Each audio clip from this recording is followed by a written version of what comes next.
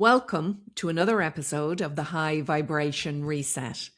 My guest this week is Lindsay Brady. Lindsay is a life and career coach who helps people to embrace curiosity around what life could look like. I met her recently at a dinner run by Fiona Buckley of She Speaks Agency, and her energy and enthusiasm sparked my curiosity and interest. I wanted to chat to Lindsay about fun, about play, and about how we bring more of each into our daily lives. Before we begin, I have one small favor to ask. If you've been enjoying the podcast, please hit follow. It takes just a second and supports the show more than you might realize. And it helps us continue to bring you these conversations each week. Let's get into this week's episode. Lindsay Brady, you are very welcome to the High Vibration Reset. Thanks for joining me today. Thank you so much for having me. I was thinking about you this morning, Lindsay, as I was walking my dogs, and I was saying, I wonder does she wake up with a smile on her face? Would you like to ask my family? Yeah. Well, I do. I'll tell you I do. But by 4:00 in the evening, don't talk to me, don't look at me. So I peak very early in the day. Then it goes downhill pretty quickly. Anyone listening and not watching would say Lindsay has the most beautiful big smile and has this lovely, bright, bubbly energy. So, because we're recording in the morning time. Yeah. Thank you for that. Noted. We'll make sure we noted that again. So, Lindsay, your business is called the Big Life Project, which is a beautiful big name. Why did you come up with that name? And what is a big life to you? Yeah. So the name to me was really important when I was creating my business because I wanted to have some fun as part of my business. And to me, I thought about in my corporate career, all of the organization I did, all of the work that I did, everything was organized, structured. There was project plans. And then when someone asked me, what do I want to do with my life or what am I going to do next? I'd be like, oh, I don't know. I'll just wait and see what happens. And when I came to coaching and learned the tools, I realized it was like a massive fear blocker in the way because the question was so big. So I created the Big Life Project to help people to think about their life as a project. And the nice thing about a project is you can keep changing as you go and breaking it down into bite-sized pieces so it's not so intimidating. When I first launched, people said, oh my God, I'm too scared to work with you because I don't have any time for more in my life. I don't need more. You're going to ask me to do more things. And I think that's the misunderstanding. Big is you being in control of what you want big to look like. Out of control or more is you doing what other people want. So really it's about really taking control in your life and shaping it to be what you want and be open to changing along the way and really imperfection in the journey, but making sure every decision that you make, you're in charge of it, it's informed, and you're reacting the way you want rather than the way society wants. Very interesting. Very good. And when did you personally feel like you needed to take back control? Or what was that moment where you realized you weren't in control of your life? Yeah, I think it was like kind of a long time coming in a way. I was over 20 years in corporate. I worked in LinkedIn and I was one of the first data analysts. I was given the most amazing job to hire a team, build a department. It was just grow, go. It was amazing. Everything there I'd never done before. And they kept saying, just do it, figure it out. And so to have that trust and buy-in was amazing. I was there for 13 years. And over those 13 years, I also had 3 children. There was a pandemic. I went from being one person to nearly 200 people around the world. All fun. I absolutely loved my job. I loved the people I work with. But eventually I reached the point where the pieces just didn't fit together. And I pushed against it because I wanted to keep them all. And so what I ended up doing was thinking, okay, maybe if I change my childcare, then my husband left his job and he set up his own business for flexibility. Maybe if I do this, maybe if I do that. And ultimately, I started to fall apart. The price started to pay. So, as an example, I was rushing to meet a friend who was over from England. I was excited to see him, but I had a meeting in an hour and a half. And so, like, I rushed there and I went to rush off and I fell and broke my shoulder. Um, in only what I can be described as take a fall. Like, I literally just was walking and fell over. There was no dramatics. And there was just all of these small things. I started to get headaches. I started to just really not enjoy my job anymore. And I just realized I had like people sick in my family. I was like, what am I doing? Yes, I can fit it all in. Yes, I can do all these things. I couldn't actually see the path forward because I had been led on a path that worked, luckily, for a long time. So I just left. I just quietly quit after all that time. And I just said, everybody I talked to said, why would you leave? You're in such a position of strength. You can get the next job. You know, you could wait for a redundancy. And I just said, you know what? I'm out. I want to remember this fondly. And so nobody was going to tell me it was a good idea. I had no financial plan. I had no plan, basically. Um, and I just left one day and took 6 months to recover, essentially. I don't think at the time I realized how I was feeling really because I didn't have time. My youngest was 2 at that stage. My oldest was 6. And when she was starting school and people told me, oh, you're so great to end your career to be with your children. And I was confused because I said, this is not for my children. I'm doing this for me because I just want to be in one place at one time. That's all that I wanted. Um, and that was my journey. I started doing a coaching qualification because it was something that I loved in my job, being with people, helping people. And what I realized is when the team became so big, I couldn't be with them anymore. I was basically landing in, giving instructions, leaving again, landing in, saying hello, leaving again, barely remembering names. And so I really wanted to go back to that in person connection. And as I started to do the coaching work, of course, you benefit yourself. And I started to learn about my own value system, the level of fear that existed, and also the strengths that I had that I hadn't appreciated because I didn't take time to do that. And I just see so many people in a very similar situation. And their answer may not be to walk away quietly, but their answer may be to take control earlier in an ideal world and to be making informed decisions about why they're doing things not because of society or shoulds, but instead what they believe is important. But for you, Lindsay, what happened was kind of unconscious. So it wasn't a conscious Completely. decision to change, to move. It was your body No, my body eventually was gradually. obviously shouting. I think since the pandemic, in the pandemic, I was leading a team of globally online. I had 2 toddlers at home. I was pregnant and I was making a team redundant all in the same window.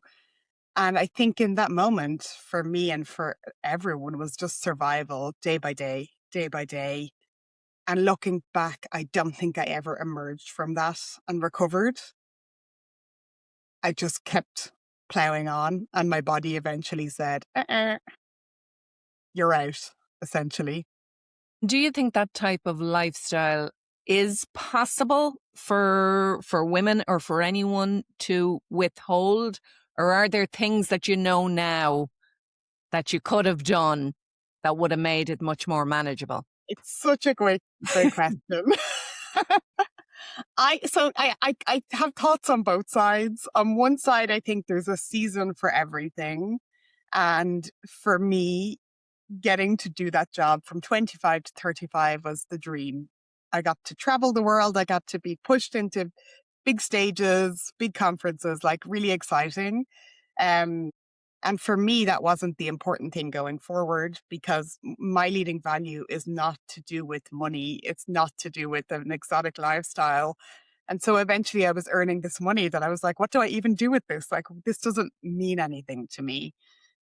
Whereas for somebody who does value career progression, senior titles, big experiences, I think there is a way to do it that, of course, there's probably still not enough hours in the day, but I worked with some people who are just incredible at managing their boundaries, and they really held very clear what their priorities were.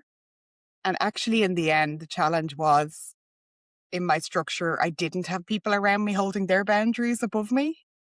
Whereas in previous moments in my career, I had amazing female leaders with small families who were doing big jobs and like making it work and holding boundaries and respecting mine. So I think there is this like perfect storm that can happen, that can make it possible, but it's incredibly difficult. And also, this may not be the end. I may go back to that career that I love. I also love this career, but I don't think any decision needs to be forever. And so for because this we have. season in my life, I need flexibility. I need to take care of myself, and I need work that gives me meaning and connection. And that they're the most important things. And so we made a decision in this house that we will lead a low key life while I set up my business, go back to basics. And actually, it was a powerful way to remind me of what's actually important for me. And how do you keep your boundaries now? So it's a very different scenario, but you still, I presume, have to keep your boundaries with the Yeah. family, with the external. How does it work for you now? So it turns out that having your own business is also not really very good for boundaries. I mean, I think everybody needs to practice their boundaries no matter what their scenario. And also things change. So um, the first thing that I did is I kind of put in place forcing functions in my week. So I set myself an exercise goal. I got a smartwatch and I set myself a goal. I'm a data analyst by background. I like numbers. And so I set myself a goal of like 200 intensity minutes, whatever that means. And that meant that I had to every week plan my week so that those things were in first. Otherwise, they wouldn't happen, because then I needed to agree with my husband. They were the days that he would do school drops or whatever. And that became, I actually did for 2 years consistently hit that goal every week, Christmas, Easter. It became my non negotiable. And that form just really works for me. So it was a bit of trial and error. Before that, I said, oh, I'll sign up for this program, never went. So it was a balance of like having the accountability, but also something that I love doing. So in those 200 minutes, it could be anything: yoga, spinning, weightlifting, right? So I could pick every week, how am I going to get there? Walking with friends. Um, and then I joined a choir. I hadn't been in a choir since the convent years in school. But I had done a little, while I was working, I was trying to add wellness on top of adding everything else in my life. And the idea of being in a choir, there's 200 people in the choir and you meet every Wednesday, 7 to 9. I had to be there. There's an attendance role. You had to be there. And it's the ultimate dopamine hit for me. You get to meet people from all walks of life. You're sing together. Everyone feels great leaving, and it becomes the thing that you look forward to. So I think these structures in my calendar have become my way of like maintaining wellness. And of course, some weeks it falls apart. So I injured my knee before Christmas because I was in pursuit of my 200 minutes too far and I went running. Um, and then I had to adjust. But for me, it's not sticking to the plan. It's more the awareness of what I need to feel good in myself. Um, and my children are very good at holding my boundaries for me. So I'm working here in our hobby room, as you can see. Um, there's glass doors. I always leave the background unblurred so people can see that my life is like everyone else's life. And they will come in and say, it's dinner time. You should be finished work and you should be out here with us. Or I want you to collect me today, or I want you to do this. And I remind myself that I have the privilege of choice in this moment. And so I choose to do that. And maybe I might do some work later, but that's okay if I get to make a conscious decision. Some weeks it slips and things go mad. And I think it's just acknowledging that and not letting it slip forever, but starting again. Are you a naturally curious person? So part of the work that you do now, Lindsay, brings in this element of creativity, curiosity, even play. So did that come naturally to you, or is this something you've developed over the years? I think it is one of these strengths that I didn't appreciate was unique in the world. Um, and even taking on all the challenges in my corporate life that were thrown my way, I always just started with somebody asked me to do this, so I'll do my best job. And how could I find my path there? Who do I know? And what I realized is that is curiosity. And curiosity is really an openness to there being more than one option available. Um, so I see around me a world of people who are afraid and people who are really carrying this weight of, I have to follow this path. I should be able to keep up with everyone else. I have to do this while I do this. Why can I not do it if other people can? And I think where my curiosity comes in, for me, I always look ahead and think, what's working? What do I enjoy? What's not working? What can I change? Who can help me? So that's my natural leaning. I love being with people, problem solving, connecting. So I think that is curiosity in a way, being willing to ask questions, explore. But the big key of curiosity is actually vulnerability, because by being curious, you are saying, I don't know the answer. And that is the hardest step, which for me is something that I had done without realizing. And the more I've worked with people, what I work with them on is moving to a place where they feel okay to be not the expert and to take the time to ask questions and not to be rushing and, making rushed decisions, whether it's they get a job offer and they say, well, the recruiter says I need to come back in 30 minutes with an answer. And I would say, what's the other option available there? What do you need? And so for every situation, I believe there's always a choice, no matter what. Even if life throws you something really hard, you have a choice, but it's taking the time to see it. How do you think people can become more vulnerable? Because we're all very guarded and nervous of putting our whole self forward. Completely. Can you It's do to? become a bit of a like driver for me. So I started by being vulnerable myself. So I worked in LinkedIn for 13 years. Most of my connections were from LinkedIn or from that work. And my opening videos were me with no makeup on after coming out of the gym, talking about a lesson that I learned. And I called them sweaty gym thoughts because when I'm in the gym, all my thoughts get organized. And if I didn't record it in that 5 minutes, number one, I need to go collect my children. And number two, the thought's gone. So I started to just upload these videos. And I didn't really think anything of this at the time, but was that divisive? Oh my God.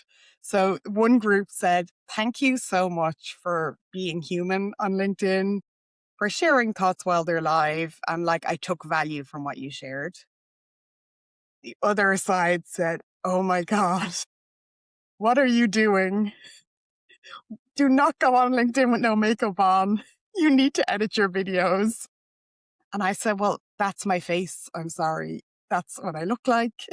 And I'm going to show up. I made a commitment that I will show up in any way that I am at any time. And another time I had a typo in a post and somebody sent me a message and said, quick, you have a typo. And I said, that's okay. It means that an AI didn't write it. So I start with myself and help show people maybe what's a bit more comfortable for me, how could they start to embrace their version?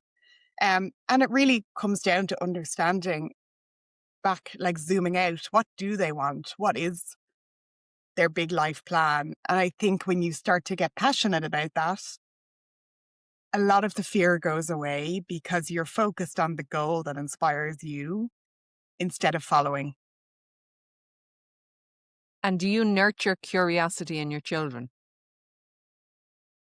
Ooh, I think you'd have to ask somebody else that question. I think I do.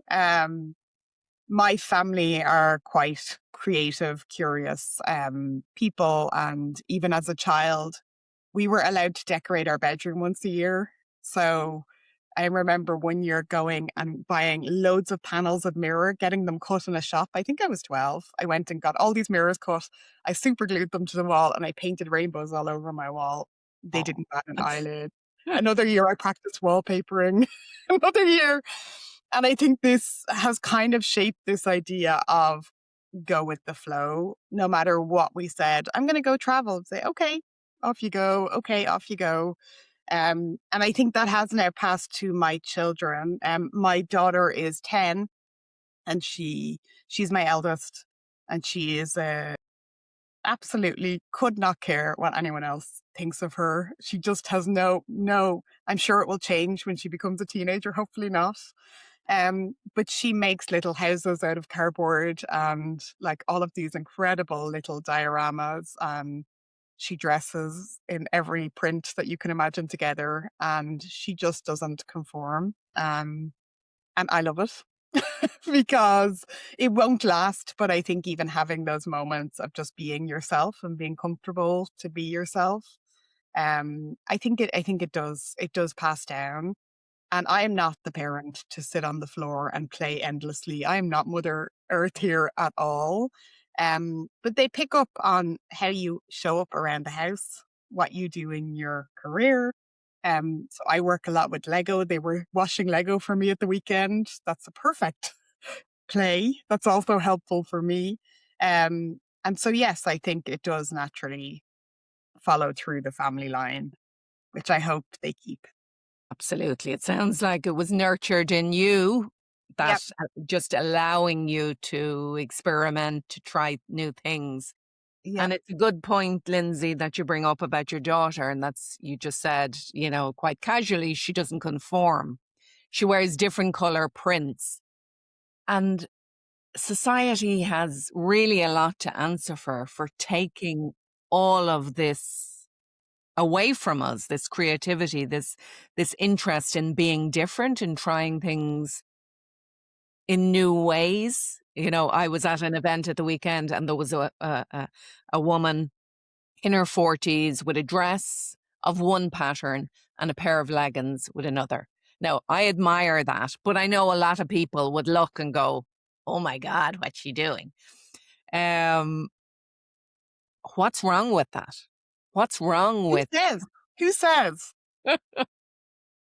I really think that by me dressing the way I want to dress, I nearly trigger something in other people. But I heard this great saying. I think it was Neve Venice, the leadership coach in Dublin. She said, we spend the first 30 to 40 years of our life trying to fit in and follow the path that everyone else is following. And so we go from being individual, then we zoom in and follow this path.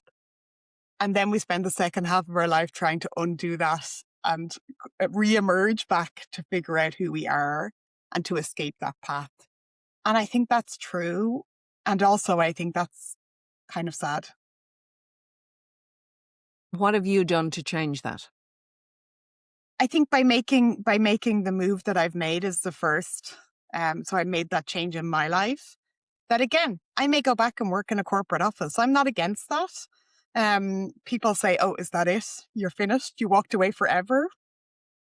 So I think by doing that myself is the first, but the second is then creating my business and working with people to try to help as many people as possible who are seeking something, seeking more variety, more autonomy, more empowerment, working with them to equip them with the tools and the confidence to do the same.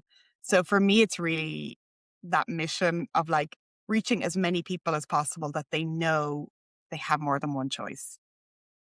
They may not do anything with it, but at least if they know there's another option. What can we do to explore that? So, if you are somebody now who's thinking, yeah, my life is very structured and conforming, how do I start to figure out who I am, what I want, what Yeah. I like? The big question. And, I think for many people, it feels too big and they do nothing. So I like to break it down to like, what is the smallest thing? I'm a huge fan of pen and paper. And I think, you could pick one problem in your life or you could pick who you want to be. In the middle of the page, draw a picture of the person you want to be. A stick man. I don't care what it looks like. And then just start to draw words around it. What would you like that person to be described as? 3 minutes, 5 minutes. You can throw it away. You can keep it. But it's just starting to train your brain to see other options. How can you use that page to not just have the thing in the center, but start to build some branches? So that's the first. The second is every time you hear yourself saying the word should, I would challenge you to stop and replace it with could, because should is incredibly limiting. So it doesn't mean that we don't do the thing that we think we should. We might decide that it's the right thing, but it's just recognizing where this language might be uncovering something deeper and more conforming. Yeah. And even if you discover you say could and you discover two other coulds, you may still conform. That's okay. Our society is made for us to conform. Oh, like me more than anyone, a lot of the time I want an easy life. I will go with whatever is in front of me. But I think it's just catching your language and starting to observe whether your decisions are based out of fear or they're based out of your own energy. Are they energizing you? Are they draining you? So it's just for everything stopping once, even if you stopped once in a week, like really starting small, um, and giving yourself a weekly challenge or, something that helps you to keep that front of mind. So here I'm going to challenge you now, Lindsay. So what's draining you by 4 p.m. in the day? Great question. Um, the first one is I know I've actually just done some work on this week, so it's very Good topical. woman, good woman. Because the children had a lot of holidays, school holidays. They basically don't go to school the second half of the year. And I noticed I got in a habit when they went to school for a week full of like I do a 7 o'clock yoga class. I would drop them to school. And in my head, I would think, okay, I have from 9 to 2 to get my best work done. So I would go, go, go, eat something, sit at my desk, collect them, bring them to our activities. And am I surprised that by 4 o'clock I'm done? Because I literally haven't all great things, but all like too many things. So what I started this week is I have a little armchair in this room. And so I said I have to sit for 10 minutes in that armchair every day. And beside that armchair is a journal, some books. You can look out the window, the dog jumps up, right? It's just a place to go. So that's the first thing. So now they go to school. I sit in the armchair for 10 minutes and then I start my day. And the other thing I decided is whenever I'm eating, I'm going to not do it at my desk. So even if it's a quick snack, I'm going to go sit in the kitchen and do that. I'm going to go, sometimes I walk out that door and into the kitchen to get some air and walk in the garden a bit. But like really going back to those basics, and noticing that, yes, I was being very productive and efficient, but I'm very partial to a nap. I was in bed at 4 o'clock taking a nap, which is not great. And actually by just being more rational, I think, and like stop getting out of that productivity mindset, it's as demanding when they're home as when I'm working. So really just being kind to both sides was the big change this week. So it's great to get stuff done, but it's not sustainable, that the patterns that you were falling into. And Yeah. having that awareness is very powerful, because you haven't radically changed your life or No, your days. It's no. just that little bit of restorative that you've plugged in. And sometimes you need a partner. So last week I had a big deadline, had a really exciting workshop I was working towards. So I said to my husband, who's self-employed and works in the playroom in the house, um, let's go and walk over to the coffee shop for a coffee every day this week. So that he would come and say, what time will we do coffee today? And so I knew that if I was left to my own devices, I would just go. And instead, last week I needed a buddy. This week I know what I need to do and I need that structure. So it's really having a toolkit, building up a toolkit over time, and then thinking, what tool will I use? And I think for any coach, for any person in development, we're never finished either. We're not perfect. And I learned so much from meeting other coaches, from meeting other people. That curiosity of asking them, how do you make your week work? When do you do this? And what I've also discovered is I have friends that just have much more energy than me. So their natural level of energy, like they go, go, go. I just can't do that. It's also, as you say, it's timing, it's a phase of life, it's Exactly. priorities, the roles you're playing. And I think for me also, Lindsay, it took me years to realize that I have different levels of energy and motivation at different times of the month. Yeah. So one week, as you say, it works great. You sit in your chair and you look out the window, and the following week, you might not have the motivation for that. So if you get somebody to hold you accountable for getting up from your desk, that's fantastic. So it's recognizing that there's nothing wrong with you if you can't repeat the same process week by week. It could be other things going on in your life with your kids, or, holiday seasons. So we don't have to stick rigidly to the habits that help. We And that's where can. the plan fails ultimately because life is messy. Our bodies are all unique. Your cycle is unique. Your energy is unique. What's happening outside, what's happening inside. And so, really, I think any rigid plan, it's impossible for that to last. And then people are left feeling like they failed because that's a should. I should follow this plan. Exactly. And I should doesn't work when anything changes outside. And I should be able to do this. Everybody else is able to do it. Yeah. But you spoke earlier about your exercise and your good habits and the dopamine that gives you.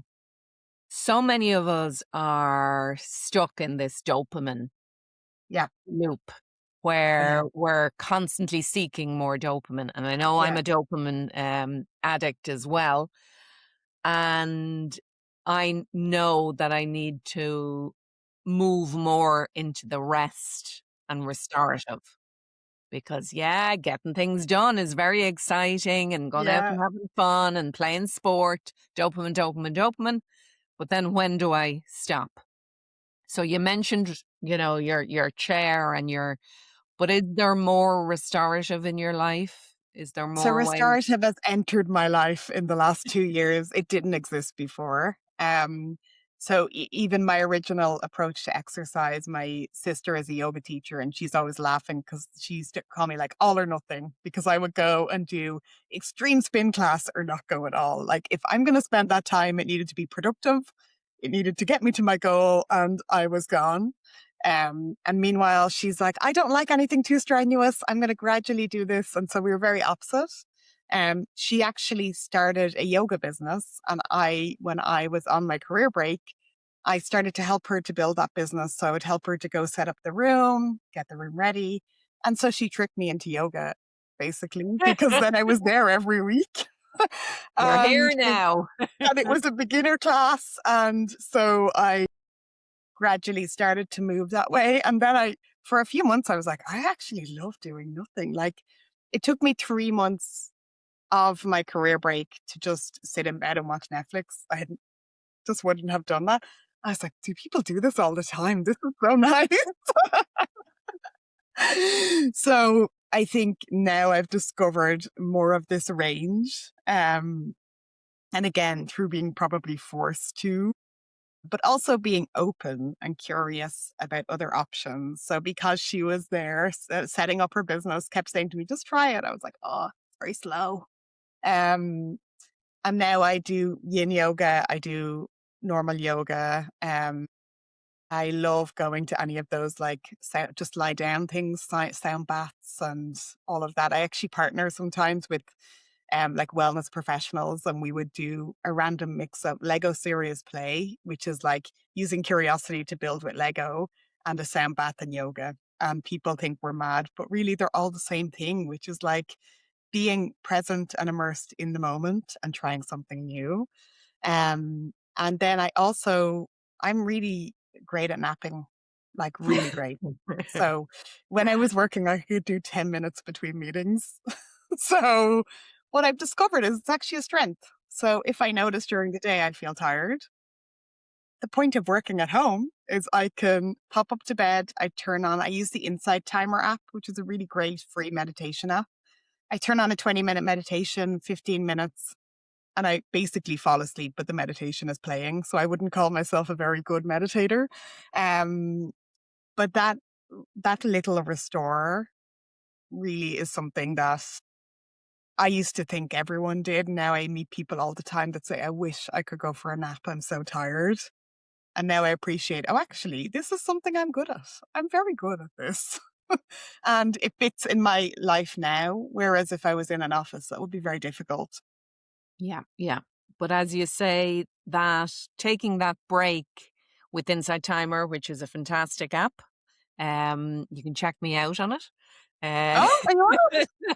No way. Amazing. but I would regularly do a yoga nidra, Yes. and that Gorgeous. is that relaxation, phased relaxation. And for 20 minutes or 25 minutes, your afternoon, then you just bounce back. It just gives you Completely. that, yeah, refreshed energy to get through the day.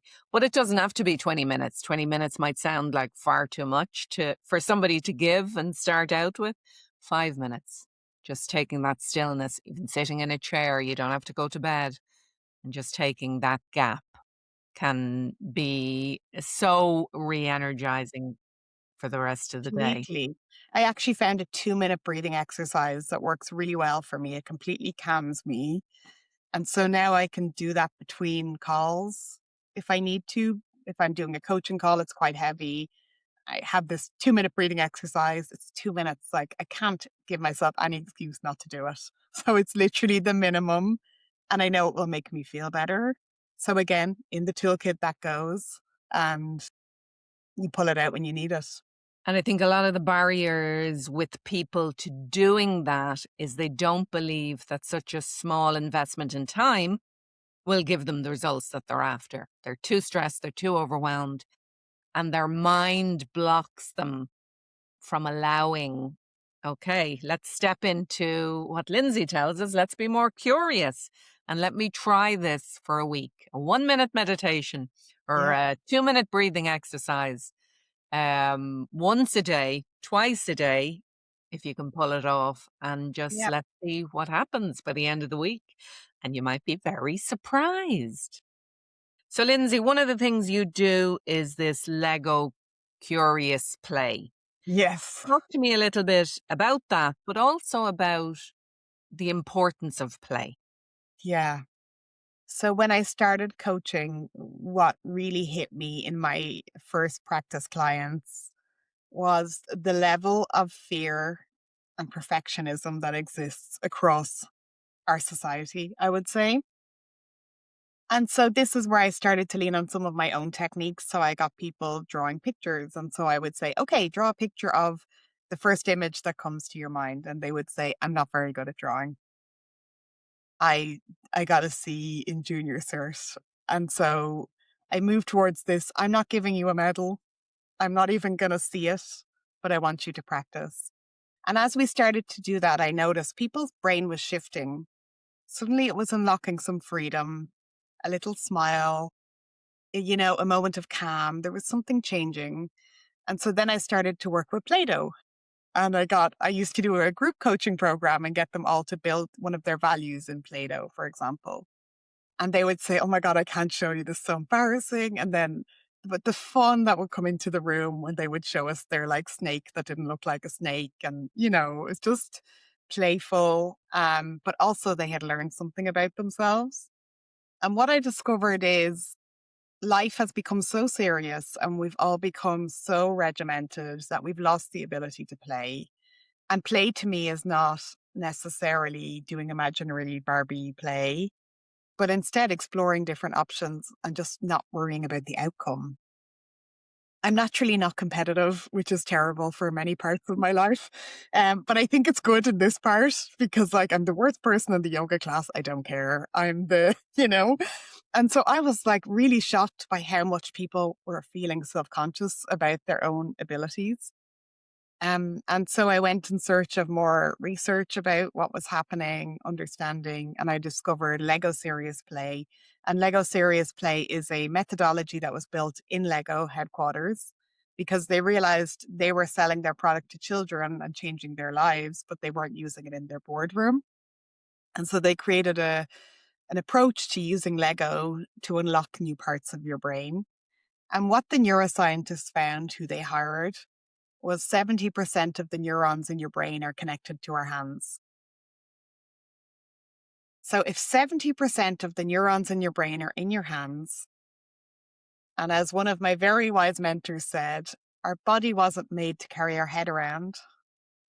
And we're living in a world where we're just carrying everything here. Our thoughts can't get out because everyone is feeling overwhelmed and it's all up here. And so by using our hands, it starts to unlock new insights because it lets your head relax. And it gets you to practice imperfection, non-judgment, not looking for an outcome. Um, and so as you will see people building, it's the approach is built like scientifically, but people come in assuming they're going to play. And so there's this funny dynamic in a room. I would do it in a boardroom or a big corporate event. Half the people are like, "Let me into that Lego. I haven't played with it in years." And the other half are like, "I'm not very good at building." And within 5 minutes, everyone's in. And really the inner child comes out. But also they're like, "I don't know what just happened in my brain, but I just thought of something that I've been trying to figure out for ages." And it's the same. I'm a computer programmer by background. And you would try to solve a problem, a logic problem for hours at a desk. And then in the middle of the night, you'd wake up and be like, "I have it. I was missing an apostrophe." And it's just letting your brain relax. And that comes back to the meditation. It comes back to all those things of giving your brain a chance to organize itself. And by using our hands, we get to create and do something different. And even if you don't get any personal insight and you give your brain a break, I would argue it's a great use of time. But most of the time, actually, people get both. So I would argue, why not? Is your system working today? And if not, why not try something new? And I'm not giving it any medal for the best Lego build. There's no gold stars. And really getting people into the mindset of just being in the moment and trusting me to lead them and letting go of that control, I suppose.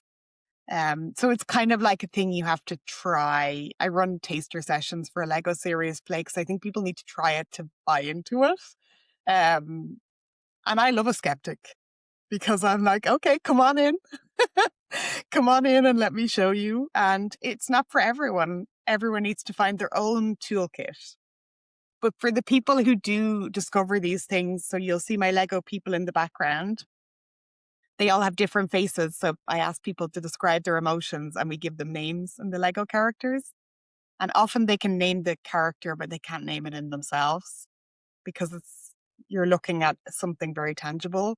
And also a lot of people just keep Lego on their desk and they build with it after the session because this was a challenge to build an alien. Um, because then they learn that actually they love the feeling of the bricks clicking together, or they keep it there as a visual cue to remind them of an insight that happened. So I think it's again just getting curious and being open, and people will dismiss play as a waste of time.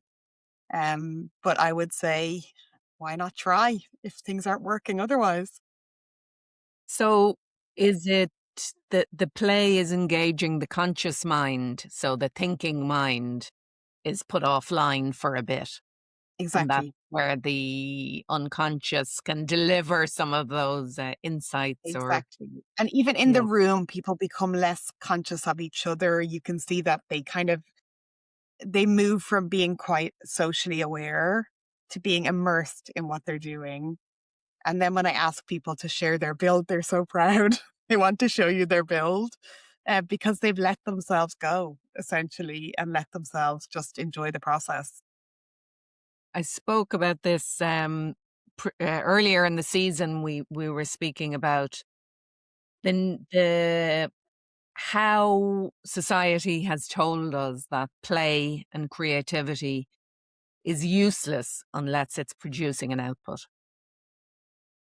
And this is part of the process of trying to remind us that actually, no, it's having a massive benefit, even if we're still caught up in what's the benefit of this, and not just doing it for the sake of it, but it's helping us to silence that overthinker, to step out of Exactly. that mind that usually gets us into loops and problems and prevents us from being able to make decisions often, to going into this offline state where, yes, we might produce something, we might not, we might get an answer, we might not, but it's benefiting us either way. Oh, and if you think about how many meetings you've joined, anyone that going in, it's going to be a waste of time.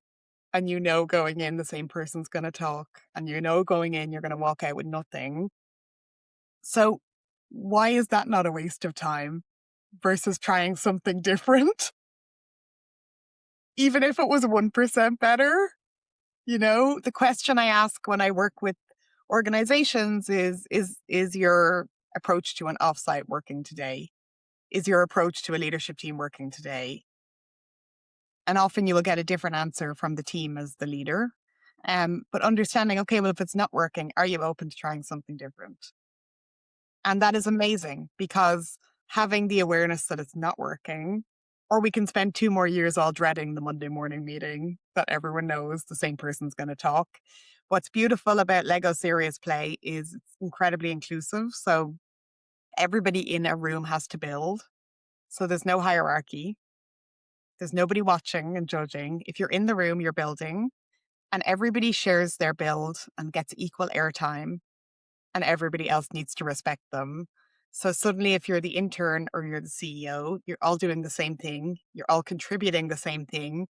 And what you build together then becomes the final plan. So everyone can see their own input into the plan.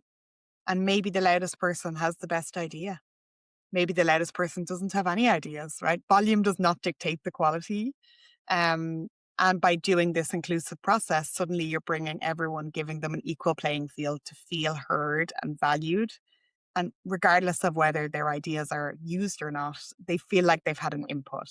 And that is a huge shift in dynamic from this standard way of working that is just like habit. I think like habit that doesn't really work. Yeah, yeah. One of the things I have in my life flow planner is how am I going to have fun? So a prompt Yeah, to great. remind you daily and weekly, where's the fun? Yeah, And I know personally I struggle with, other than putting in tennis, yeah, um, I struggle with coming up with ways. So do you yeah, have any suggestions, yeah, Lindsay? Like how can we have more fun? How can we bring it yeah. into every day? Well, again, asking the question is a good start. I would do an experiment. So I love experiments. I run my life as experiments. This business was an experiment. Let's try it. Let's see. And I would try list 10 things, ask 10 people what they do for fun, and try each of those 10. it can be, I love watching this video on YouTube of this comedian, 5 minutes. I love going for a walk with a friend that gives me energy. I love turning up the radio really loud in my car and singing to High School Musical, whatever it is, right? It can be like very small moments, or it can be things like I joined a choir and that's a bit of a commitment, but it's also like my week of fun happens in that time.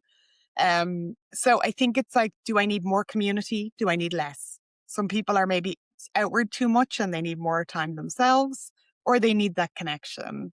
Um, Honestly, I think it's half noticing what's draining you as much as what's fun.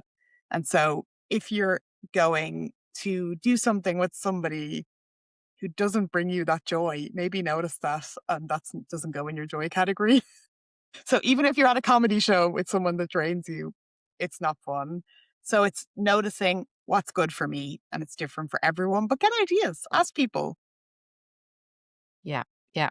So that's a great idea, and I am going to do that. That's going to be my question for everybody I meet over the next week. Great. You have fun. I'm sure I'm going to be met with a lot of blank faces. You'd be surprised. So I made a move when I left work. I realized you feel very conspicuous when people ask you what you do, because people say, "Hi," at school gates, "I'm whoever. What do you do?" And you're like, "Oh, I don't know what I'm in. I don't know what I do. I'm in a midlife crisis."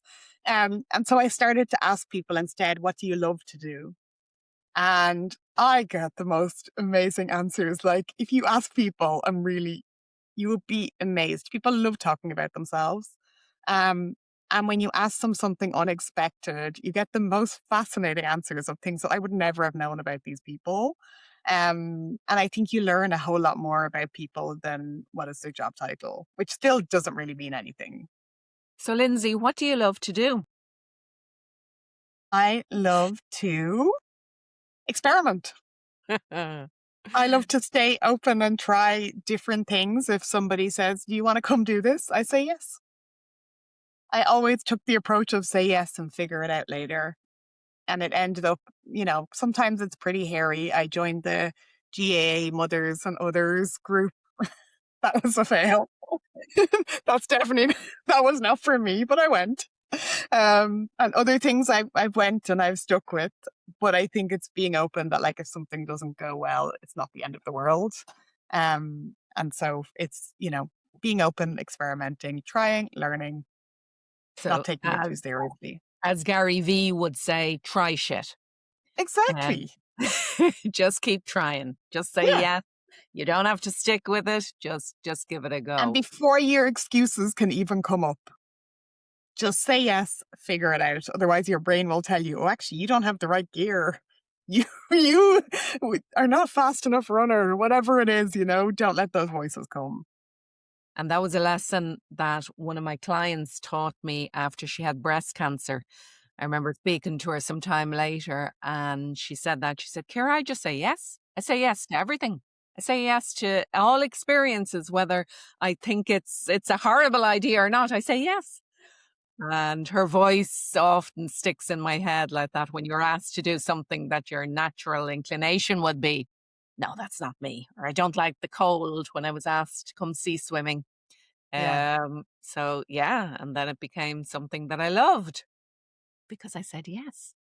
So Yeah. stay curious, keep trying, be open to experiences, and yeah, gather data from the people around you. It might give you ideas, but I suppose it's also important to notice or mention there that it doesn't have to be something wild, because I think that was my block for many Yes. years, that I thought it had to be something really different, or, Yeah. rather than just go for a walk and have fun with somebody who raises your vibe or have a Yeah. great conversation on the podcast. Yeah. Um, yeah, it doesn't have to be climb a mountain or jump out of an airplane. Yeah. It's probably like going to these micro moments and appreciating, that's enough for today. That wouldn't have happened unless I made an effort. Yeah. Lindsay, you run regular workshops Yep. online. Is that true? Tell us a bit Yes, more about that. so I'm really on a mission to try to get as many people as possible to be curious and to experiment with the tools they have. And so coaching is a tool that people can use for a point in their life, but it's really misunderstood. What is coaching? How do I go to coaching? How do I find the right coach? Um, and so I run a monthly workshop focusing on different topics that are really bubbling up in the coaching room. And these are interactive online workshops, no charge. This month is Fear to Fuel, which is helping you turn those fears, understand them, and turn them to fuel. I'll run that for 3 months, then I'll move to another topic. And really, I'd love as many people as possible to come along. There's no upsell, no obligation. For me, it's about really adding to that curiosity and seeing, is this something I enjoy? Can I take away one tool? And the best way to understand what something is to try it instead of to read an article. So if you find yourself watching people online a lot, reading articles, like really curious, but not taking the first step, I think one of these introductory workshops can be great for you to give something a try. And if you hate it, great, you've learned something. If you love Very. it, great, you've learned something. But, I think just coming along, being open, and you will see the power of community when you see other people online doing the same work. It's really powerful. And Lindsay, if there was one message you want to leave people with? Just get rid of should from your life. It's a big goal, but if that is something I could work towards for myself and for people in general, I think it's an incredibly heavy, burdensome word. And if you replace it with could or want, it changes your energy. Or yes, I'll do it. And yes. Fantastic. Look, thanks so much, Lindsay, for joining us today. All Lindsay's details are in the show notes. Make sure you check her out and her free workshops. And yeah, it's been a pleasure. Thank you for your time. Likewise. Thank you. So if you enjoyed this episode, please hit follow, share it with somebody who might need to hear what Lindsay had to say. Thanks for tuning in, and I'll see you next week.